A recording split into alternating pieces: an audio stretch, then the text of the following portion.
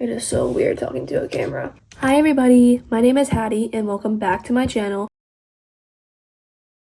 Today we will be discussing and ranking every single book I read in May and June. We will also be discussing every book I have on my TBR for July. These are the books that I read in May and June that are part of my physical TBR. And then I've also read this post-it note of books from the library. I have been in a reading slump lately, so I haven't read as much as I usually would. But these are all the books. I guess we're just gonna get started. So let's start off strong with my favorite book that I've read in these past 2 months. They Both Die in the End. This book literally deserves 5 stars, so that's what I'm gonna give it. It's 5 stars.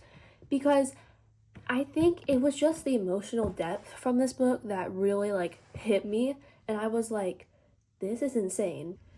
This book is about 2 guys that get a call saying, hey, y'all are gonna die today. So they find each other and they try to live their last day to the fullest. It's kind of sad, especially at the end, because that ending literally killed me, even though you kind of knew it was gonna happen. It's really sad, but it's also really emotional in a good way as well. So this book definitely deserves 5 stars in my opinion, and you all should read it. Okay, so we're already on to the next book.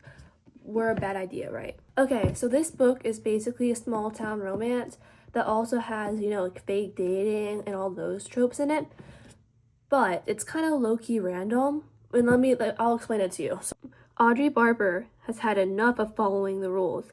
18 years of being the perfect daughter, exceptional grades, inviolable college acceptances, tame dating history, and still, her parents don't trust her enough to let her study her passion, glass blowing, on a prestigious fellowship. And nothing against people that do glass blowing, it was just so random that glass blowing was her passion that I was just taken aback by it in the beginning. But this book deserves 3.5 stars in my opinion, because it's a fun, quick read, easy read. But it also kind of got boring midway through the book. I was forcing myself to continue reading. So yeah, 3.5 stars. we are just getting all the special editions out of the way. Next up, We Were Liars.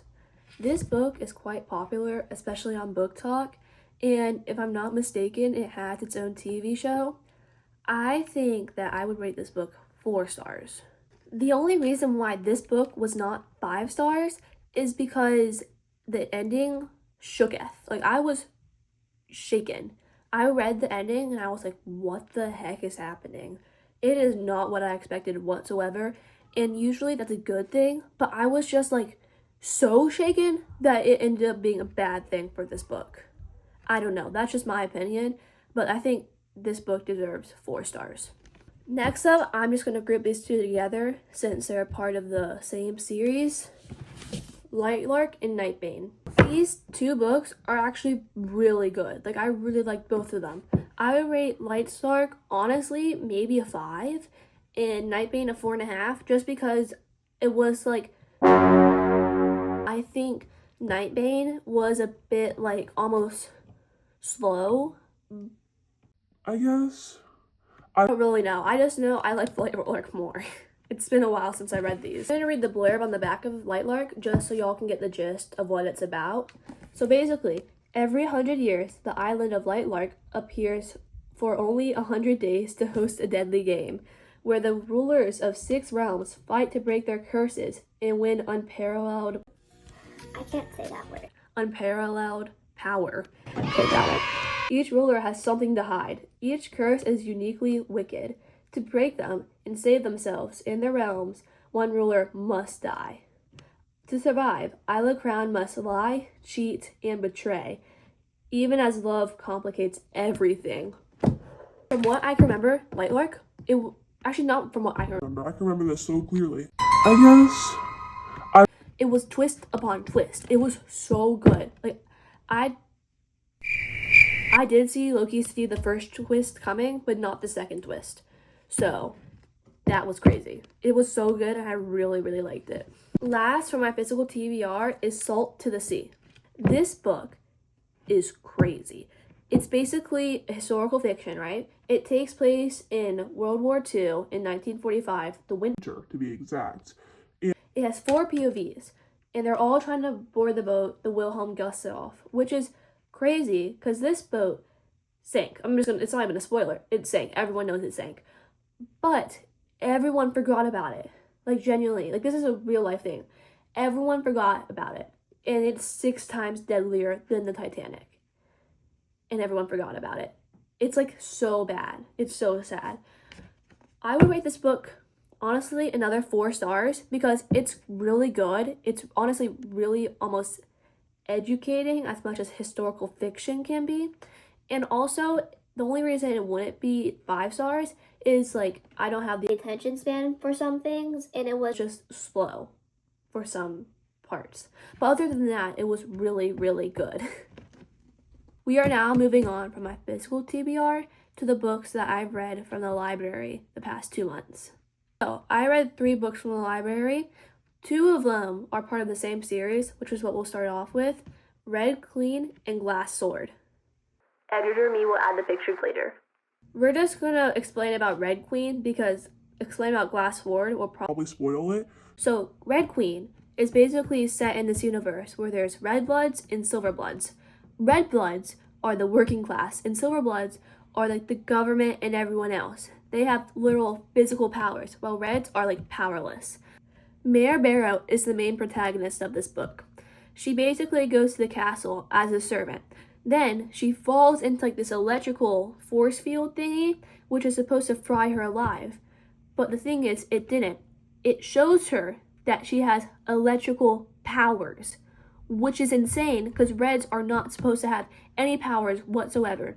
And the power that she has is completely different from any silver power whatsoever. So she uses this power, and then, like, I don't know how not to spoil it. Red Queen is 5 stars, and Glass Sword is also 5 stars. I haven't read the rest of the series yet, and I will, so I'll explain that next time. But these books are so good, and you guys have to read it. It's like so good, okay? Okay. Last is The Reappearance of Rachel Price.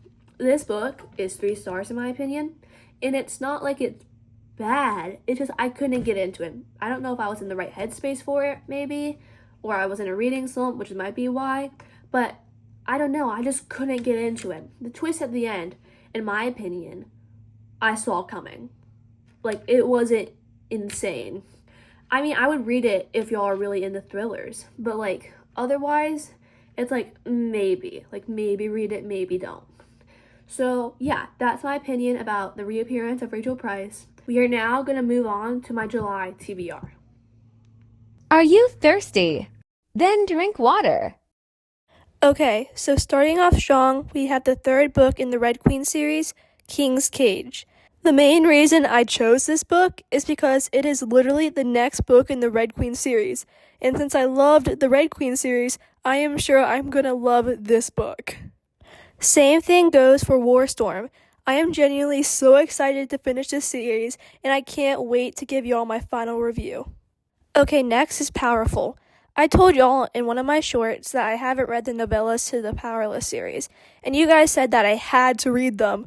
I know this book is super sad, and I obviously know what happens to Adina, but I have really high expectations for this book, and I am genuinely so excited to read it. On the contrary, I do not have nearly as high of expectations for the other novella, Fearful. I've heard this book seems rushed and almost unnecessary, but y'all still told me I should read it. So, since I value your opinions so very highly, I'm gonna read it this month. Moving on to the next series, we have Sky Shade. So basically, I've been wanting to read this book ever since I finished Nightbane. I've just never gotten around to buying it, but that ends this month. And hopefully, once I finish Sky Shade, I'll move on to Crown Tide. I'm really excited to catch up on the series, and I am already planning to read Grim and Oro in August. Next is Divergent. I've already watched the movie to this book, and I decided that I will not watch the rest of the series until I've read the book. I found the entire plotline very interesting, and let's just say I have high expectations for this read. Okay, so switching gears to romance, I am going to read Fake Skating. I have always wanted to read an ice skating based romance, and I am genuinely so excited to read another book from Lynn Painter. Lastly, I'm going to read The House on Mango Street.